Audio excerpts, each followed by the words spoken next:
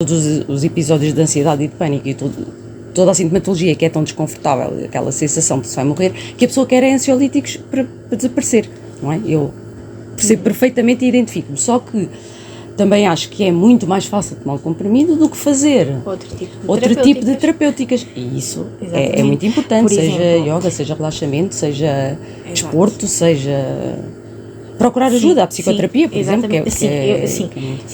A terapêutica comportamental, para mim, na minha opinião, é essencial. Ela devia acompanhar sempre a prescrição. Uma benzodiazepina devia vir acompanhada da prescrição de uma consulta de psicologia. Um PEC, um 2 em 1. Mas é que era mesmo... devia mesmo acontecer. Porque se nós não descobrimos as coisas que estão associadas, a medicação pensa rápido. Isso. Vamos tomar para passar os sintomas, que é ótimo, porque nos sentimos bem, ninguém consegue fazer um processo terapêutico se estiver em crise e se estiver completamente descontrolada a nível hormonal e a nível físico, não é? A nível da química do cérebro, ninguém consegue fazer esse processo terapêutico e por isso serve a medicação, mas também não pode servir só como penso rápido, porque depois disso, passado um tempo, até se pode ficar bem uns meses, mas volta. Exatamente. Porque a crença e porque o trauma, porque o motivo, o problema de base continua lá. Exatamente. E também tínhamos falado que há muitas pessoas mais de idade mais avançada que fazem... Preocupa-me mesmo muito essa questão, porque... neste caso mais fazem insónias, se calhar. Exatamente.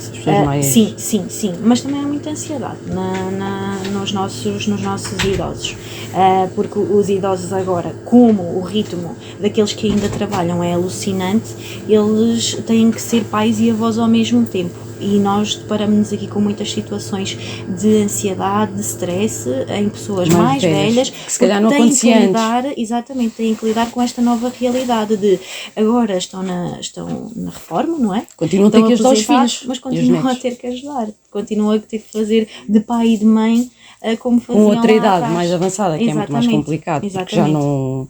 A neuroplasticidade do cérebro não é a mesma e claro que depois eu tinha a ideia que era mais para a insónia, mas porque no hospital nos aparece muito situações de pessoas que fazem ansiolíticos recorrentemente, se não mesmo todos os dias, por causa de insónias e não conseguirem adormecer e de estarem mais, o que também preocupa, porque no fundo lá está, a ansiedade não é só em gente nova que tem um ataque de pânico, pode ser aquela ansiedade que as pessoas acham que é excesso de trabalho, ou neste caso excesso de andar para aqui e para ali, buscar um neto, isso pode fazer realmente com que haja alterações depois e obriguem a pessoa a ter que recorrer sempre, o que provoca uma dependência e depois lá está.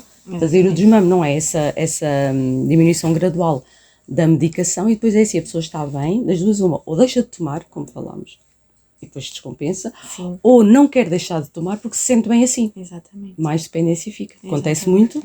Depois temos que andar aqui a transitar entre substâncias ativas, aumentos de dosagem, e é um problema que depois nunca fica resolvido. Porque... Exatamente. Muito bem, realmente isto é muito interessante, porque uma pessoa não pensa que pode ficar dependente, eu acho que isso é fundamental. Quando nós tomamos, eu falo por mim, também me aconteceu, e imensas pessoas com quem já falámos neste podcast fizeram medicação, e eu acho que ninguém tem noção do grau de dependência que isto traz. E só quando se passa pelas coisas, e eu nem sabia que só se podia fazer eu não cheguei a fazer 8 semanas, mas muita gente faz com certeza, também depende do tipo de perturbação de ansiedade ou mesmo de depressão, depende. Mas, por exemplo, vem alguém nunca vos aconteceu ouvir alguém com ansiedade e pedir sem prescrição? Muita vez, é muito complicada a gestão dessas situações, porque as pessoas não percebem que nós na farmácia não podemos assumir determinadas responsabilidades, e essa é uma delas. Nós não podemos dispensar sem receita este tipo de medicação. Sem dúvida nenhuma. O que é que nós fazemos aqui? Tentamos ajudar com as alternativas que nós temos à disposição. Produtos de origem natural, que são cada vez mais eficazes pela forma, passa a redundância, pela forma como são formulados, pelas concentrações que têm, portanto existem inúmeros... Não criam tanta dependência. Pronto, temos a melatonina, por exemplo, que ajuda muito a reduzir, no caso da insónia, a valeriana, a passiflora, o lúpulo, é um sem fim de substâncias que podem, numa primeira fase, resolver. Exatamente. Porque é natural que as pessoas venham desesperadas, porque pensam, eu preciso de qualquer coisa, porque realmente os sintomas são mesmo muito... Uma pessoa fica totalmente descontrolada, é verdade, e portanto, ao fazer isso, o que é que uma pessoa pensa? Preciso de um medicamento. E claro que vocês não podem... dispensar. Podem dispensar medicação sem receita, porque este tipo de medicação. cada pessoa é diferente, mas lá está, é bom saber que há alternativas em que se pode confiar também, não é? Sem dúvida, e cada vez mais. Tanto há a recaptação da serotonina, por exemplo, Exatamente. Tudo natural que ajuda, se calhar, numa primeira fase. O triptofano são substâncias que às quais nós já podemos recorrer. Claro que devemos sempre avaliar a situação, as patologias pré-existentes, outra medicação que a pessoa possa estar a tomar para evitar o risco de interações. Contudo, já conseguimos ajudar sem que a pessoa tenha a necessidade de recorrer ao médico, pelo menos numa fase inicial, obviamente. Claro que o que nós estamos a dizer não é que as pessoas não recorram ao médico. Não, de todo. Se chegarem a um ponto de crise, não adianta, porque ninguém consegue fazer um processo terapêutico, ninguém consegue relaxar se estiver quimicamente, não é? As ligações não estarem a ser feitas da melhor forma. E, portanto, obviamente que a medicação, em alguns casos, é muito necessária. Mas uma conjugação, Exatamente. Talvez numa primeira fase com coisas mais naturais para ver se o corpo, porque muitas dessas coisas funcionam e realmente acalmam e a pessoa pode fazer o seu processo. Contudo, lá está, as pessoas notam um início de efeito terapêutico que pode ser um pouco mais lento e o que as deixa mais reticentes, e as pessoas querem resolver o problema rapidamente. Mais ansiosas. Porque os incapacita, não? Porque lá está, uma pessoa com comportamentos ansiosos quer tudo para ontem. E, portanto, tudo o que seja de uma coisa, um penso rápido, uma coisa muito mais rápida, funciona. Mas a verdade é que os ansiolíticos podem funcionar e, em alguns casos, são necessários e indispensáveis, mas o que nós estamos a dizer aqui é que não ser um excesso, como tudo, não é? O excesso é mau, não é? Como é lógico. E talvez começar por alguma coisa que demore mais tempo, sim, mas faz um efeito mais prolongado, certo? E acaba por resolver, não vamos dizer resolver, porque isto não é propriamente uma cura, mas é para atenuar sintomas, para se conseguir perceber como funciona a ansiedade.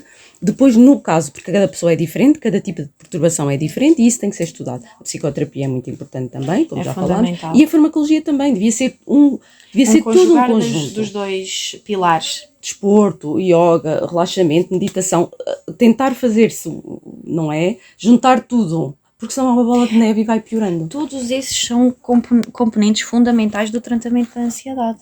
Todas essas atividades que referiste tem que são ser. são fundamentais. Era o que eu dizia, o medicamento é parte da solução e o yoga, o pilates, o desporto, o exercício físico, são todos eles parte do tratamento. A psicoterapia é fundamental. Precisamente, porque é um conjunto.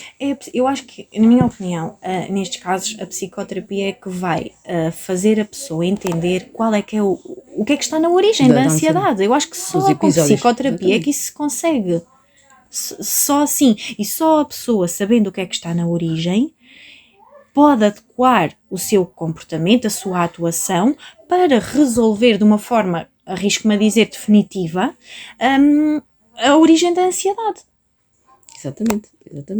O definitivo aqui eu sei que é complicado, porque não é definitivo, mas se calhar de uma forma mais prolongada. A pessoa aprende a lidar com a ansiedade, porque sabe o que é que está na origem. Se não se descobrir, a pessoa vai andar às cegas, não consegue perceber o que é que está de errado. É a mesma coisa, uma pessoa magoa-se no joelho, faz o anti-inflamatório, mas se não vai perceber o que é que se passa com o joelho, continua e a ansiedade é igual, não se percebe, faz uma medicação, já fiquei bem. Pois já passou, não passou porque continua lá. Exatamente. E isto é que é muito importante.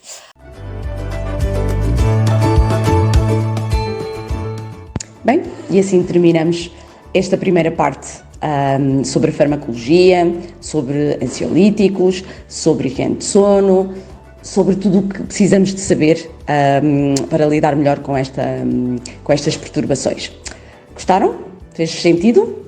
Encontramos então no segundo episódio com a doutora Joana. Até já!